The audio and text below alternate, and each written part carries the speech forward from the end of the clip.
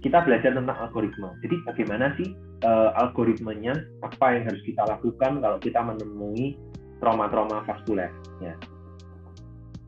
Jadi algoritmanya adalah, ini kelihatannya ribet ya, tapi sebenarnya nggak susah. Ini David Feliciano di bukunya Trauma tahun 2017 itu sudah dengan sangat mudah.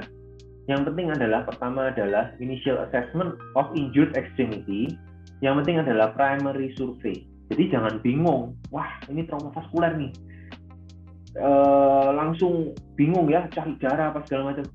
Tetap prinsip ATLS ya, perhatikan airway, breathing, circulation, disability dan exposure ya. Jadi perhatikan dulu ATLS-nya.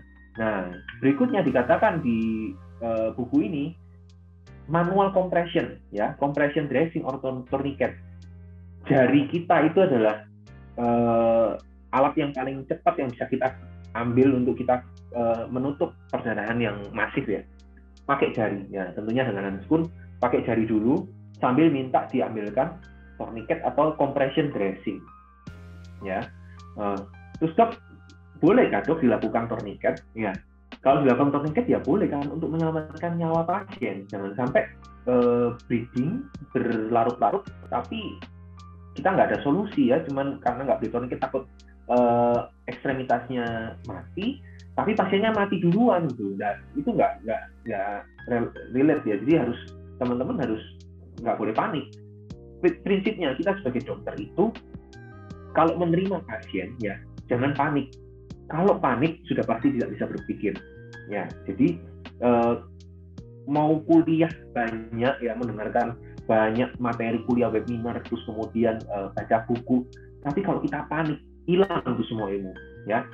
Yang penting sebagai dokter itu kalian tidak boleh panik ya, teman jawab sekalian, tidak boleh panik, harus tenang ya, karena kalian adalah kaptennya ya, yang meminta bantuan perawat untuk membantu kalian itu ya kita ini. Kalau kita nggak panik, lalu siapa yang akan menangani si pasien ya. Jadi ATLS dipakai, manual compression, kemudian baru kita evaluasi secondary survey. Nah ini ada hard sign dan soft sign, nanti akan saya bahas ya, hard sign sama soft sign. Kalau pasien ini kita evaluasi setelah kita ATLS ya, kita tangani airway-nya dan sebagainya, stabil pasiennya, kita secondary survey. Dalam secondary survey kita lihat ada hard sign ya.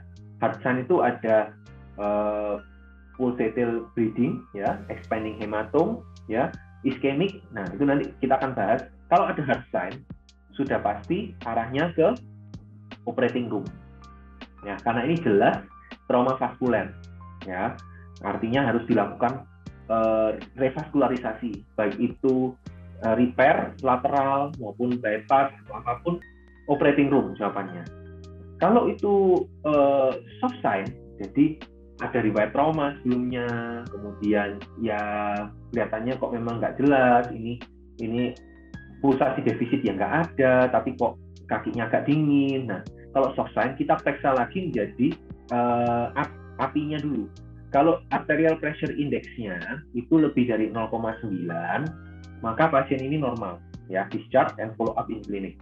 Kalau apinya kurang dari 0,9, jawabannya adalah imaging ya. Apa imaging yang terbaik ya? Bisa kita pilih antara yang paling non invasif, duplex ultrasonografi, CT arteriografi maupun arteriografi. Nanti saya akan bahas bedanya. Setelah ada imaging, baru kita lakukan operating room ya, bedah terbuka atau interventional ya. Interventional itu kita bisa lakukan baik itu coil ya untuk perdarahan ya, untuk coil ataupun diembolisasi ya. Itu sekarang kan kita canggih ya, jadi memang arahnya semua ini ke OK hybrid ke depan itu. Sekarang ini kan kita masih OK konvensional, kemudian ada cath lab atau kateterisasi lab ya. Nanti ke depannya semua kamar operasi itu akan jadi satu OK hybrid. OK hybrid itu ada imagingnya, surgeonnya bisa operasi sambil bisa imaging di sana. Jadi dia bisa evaluasi hasil kerjanya. Kira-kira bypassnya bagaimana, kemudian bisa di-mix antara open dan interventional. Jadi memang settingnya memang mahal ya, tapi ke depan arahnya ke sana. Nah, kemudian kalau pulsasinya susah di-assess, obesity, shock, hipotermini, hipotermi ya. Maka harus dilakukan imaging tetap ya, maupun resusitasi dengan hangatin pasien dan sebagainya ya, baru kita lakukan imaging. Nah ini ABI itu kurang lebih sama lah seperti API ya, arterial pressure index. Jadi ukur tekanan sistolik di bawah, kemudian diukur tekanan sistolik di atas, dibagi, itu adalah API ya. Kalau lebih dari 0,9 artinya normal, kalau di bawah ini berarti curiga ada sesuatu. Nah, ini adalah pemeriksaan fisik. Jadi tadi pemeriksaan fisik yang teman-teman perlu tahu, yang pertama API, ya. Yang kedua ini, periksa pulsasi ekstremitas. Ini saya nggak tampilkan yang di ekstremitas superior ya, saya tampilkan inferior. Superior pun teman-teman harus tahu. Superior itu brachial, arteri brachialis, arteri radialis, dan arteri ulnaris. 3 itu aja. Teman-teman bisa meraba sekarang di tangan teman-teman itu dicoba dulu pada orang normal. Kalau tahu yang normal, maka teman-teman bisa tahu yang nggak normal. Nah, selalu bandingkan, kalau ekstremitas, selalu bandingkan kanan dengan kiri, seperti pada gambar ini ya. Pada di tangan pun juga, arteri brachialis kanan kiri bandingkan, arteri radialis kanan kiri bandingkan, arteri ulnaris kanan kiri bandingkan. Nanti teman-teman akan bisa meraba yang mana yang terjadi penurunan pulsasi. Ya. Kalau poplitea memang harus 2 tangan, tidak bisa 1 tangan ya. Jadi ini membandingkannya kanan dengan kiri. Kemudian ini arteri dorsalis pedis dan ini arteri tibialis posterior. Ini masih yang paling banyak. Dia menilai 4 hal: derajat kerusakan tulang atau jaringan lunak, iskemik tungkai, shock, dan usia pasien. Ya, 4 hal ini yang dinilai sama MES. Kemudian dikatakan bahwa kalau skornya lebih dari 7, itu merupakan skor yang akurat atau tepat untuk prediksi kemungkinan melakukan amputasi. Ya, nah, tapi bahwa beberapa penulis pun nggak bisa memvalidasi individual scoring system ya, dan nggak semua skor ini bisa diterima secara universal. Nah, ini nilai-nilainya ya. Jadi nilai 1 kalau low energy, kalau pasien lean iskeminya pulse rate reduce or absent tapi masih normal perfusinya, nilainya 1, shocknya dilihat ya. Kalau semua ini lebih dari 6 jam dikalikan 2 ya. Jadi tadi kita pakai patokan 7. Kurang dari 7 revaskularisasi operasi. Lebih dari 7 amputasi. Gampangnya seperti itu. Ya, cuman pada kenyataannya di lapangan kita nggak akan bisa seperti itu. Memutuskan amputasi itu, coba deh kalau keluarga kita yang mengalami sesuatu kecelakaan, kemudian kita bilang, Pak, mohon maaf Pak, ini harus diamputasi. Kita pasti mikir panjang ya, dok, apa nggak bisa yang terbaik dok, yang lain dok gitu. Pasti kita minta yang terbaik gitu. Nah, ini yang terjadi. Akhirnya kebanyakan akan kita lakukan operasi revaskularisasi ya, tapi kita akan awasi dalam 1-2 hari. Apabila tidak membaik kondisinya, mengarah ke infeksi dan sebagainya, maka kita lakukan amputasi. Memang akan 2 kali, tapi pasien akan lebih puas dibanding langsung diputuskan ini harus diamputasi ya, gitu. Kemudian manajemennya.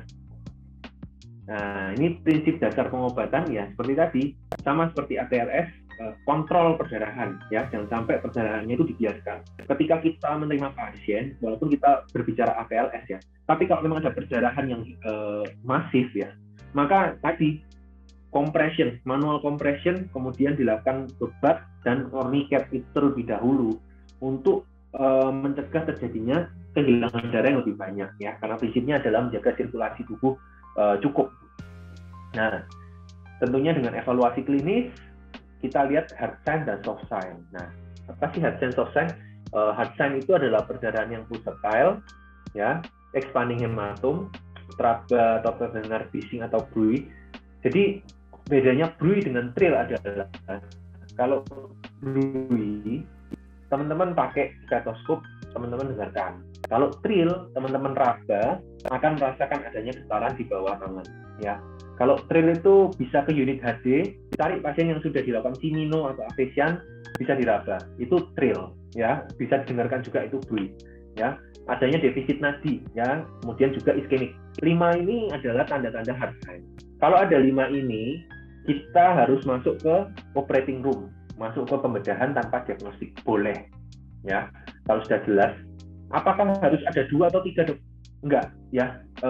Kalau ada salah 1 atau 2, ya, itu sudah kita pasti kan lihat ya. Nggak mungkin lah kalau dia iskemik tapi nggak jelas ya. Pasti kita akan periksa pulsasinya gimana, setinggi apa, gitu. Memang lebih baik sih sebenarnya ada diagnostik CT angio untuk tahu setinggi apa, sehingga kita masuk kamar operasi itu nggak buta. Tapi kalau perdarahannya masif, ya mau nggak mau, suka nggak suka, masuk ke kamar operasi langsung dengan persiapan darah. Kalau soft sign, ada kejadian trauma sebelumnya, hematom kecil yang membesar, ada gejala penekanan saraf, kemudian secara anatomi dekat dengan pembuluh darah besar, itu soft sign. Maka tidak bisa dilakukan langsung pembedahan. Harus kita lakukan diagnostik terlebih dahulu untuk memastikan apakah memang benar-benar terjadi trauma vaskuler. Nah, jadi manajemen umum, semua trauma vaskuler harus segera secepatnya dilakukan repair untuk mencegah perdarahan lambat, ya, hematom yang mengkompresi dan penekanan pada tungkai. Tidak ada namanya manajemen konservatif, ya, meskipun trauma arteri minimal. Karena kalau kita konservatif, bisa tiba-tiba berubah mendadak, tiba-tiba iskemik, ya, sehingga compliance pasien akan jelek. Maksudnya apa? Maksudnya gini, kalau pasien itu dilakukan repair, timingnya tepat, ya, maka ada besar kemungkinan pasien itu masih bisa diselamatkan. Nah, kalau dia sudah lewat dari golden hour-nya, ya, maka dia untuk kembali menjadi baik itu belum tentu. Ketika kita ambil keputusan pada sebelumnya, kalau kita sudah keputusan oke, ini operasi, dibanding kita tunda 2-3 jam kemudian, bisa aja nggak sebagus pada saat awal kita ambil keputusan.